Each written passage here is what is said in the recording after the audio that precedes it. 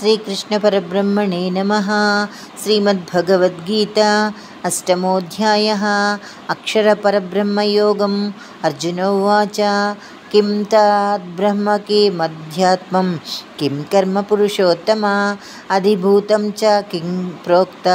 मदिदैवं किमुच्यते अधियज्ञः कथं कोत्र देहेऽस्मिन् मधुसूदन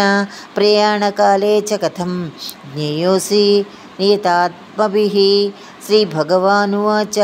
अक्षरं ब्रह्म परमं स्वभावोऽध्यात्ममुच्यते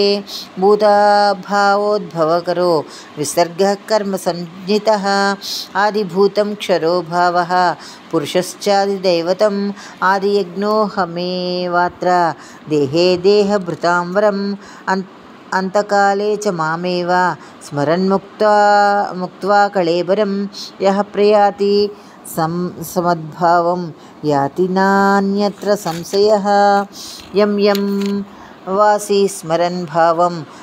त्यजत्यं ते कळेबरं तं तमेवैति कौन्तेय सदा तद्भावभावितः। तस्मात् सर्वेषु कालेषु मामनुस्मर युज्य च मय्यर्पितमनो बुद्धि मामावेश्यस्य संशयः अभ्यासयोगयुक्तेन चेतसा नान्यगामिना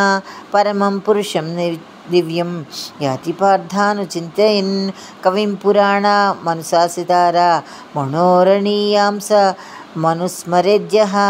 सर्वस्य धातारमचिन्त्य रूप आदित्यवर्णं तपस परस्तात् प्रयाणकाले मनसाचलेन भक्त्या युक्तो योगबलेन चैव भवोर्मध्ये प्राणमावेश्य सम्यक् सतं परं पुरुषमुपैति दिव्यं यदक्षरं वेदविदो वदन्ति विंशतियुज्यतमो वीतरागाः यद्दिचन्तो ब्रह्मचर्यं चरन्ति तत्ते पदं संग्रहेण प्रवक्ष्ये। सर्वद्वाराणि संयम्य मनोहृदि निरुध्य च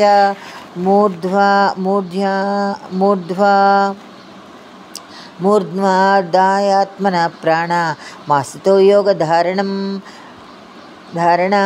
ओमित्येकाक्षरं ब्रह्म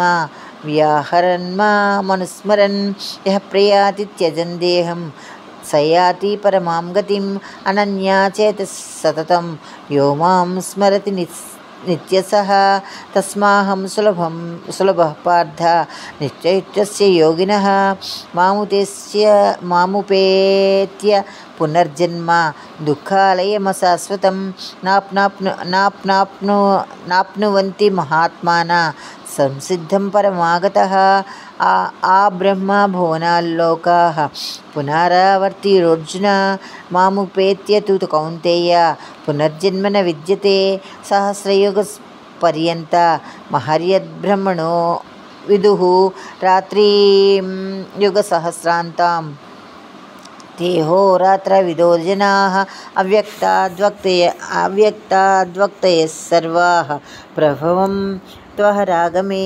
रात्रागमे प्रलीयन्ते तत्रैव व्यक्तसंज्ञके भूतग्राहमस्य एवायं भूत्वा प्रलीयते रात्र्यागमवसः प्रार्थ प्रभवत्यहरागमे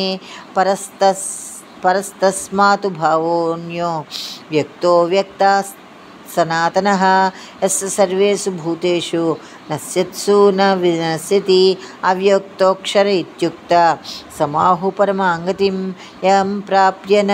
निवर्तन्ते तद्धाम परमं मम पुरुषः स परः पार्थ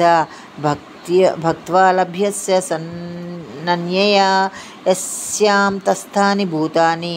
येन तत्सर्वमिदं ततं यत्र काले त्वनावृत्तिं चैव योगिनः प्रयाता यान्ति तं कालं वक्ष्यामि भरतर्षभ अग्निर्ज्योतिरः शुक्ला षण्मासा उत्तरायणं तत्र प्रयाता गच्छन्ति ब्रह्मविदो जनाः धूमो रात्रिस्तथा कृष्णः षण्मासा दक्षिणायनं तत्तसा चान्द्रमसंज्ञा ज्योति योगी पाप निवर्तते शुक्लकृष्णे गतिह्येते जगतः शाश्वते मते एकया यात्यनावृत्ति मन्यया वर्तते पुनः नैति श्रुति पार्थ जानन् योगी मुह्यति कच्छव तस्मात् परेषु कालेषु योगयुक्तो भवार्जुन वेदेषु यज्ञेषु तपस्सु चैवं दानेषु तयत्पुण्यफलं प्रदिष्टम् अत्येति तत्सर्वमिदं विदित्वा योगी परं स्थानमुपैति चाद्यम् ॐ तत्सदिति श्रीमद्भगवद्गीतासूपनिषत्सु ब्रह्मविद्यायां योगशास्त्रे श्रीकृष्णार्जुनसंवादे अक्षरपरब्रह्मयोगो नाम अष्टमोऽध्यायः समाप्तः।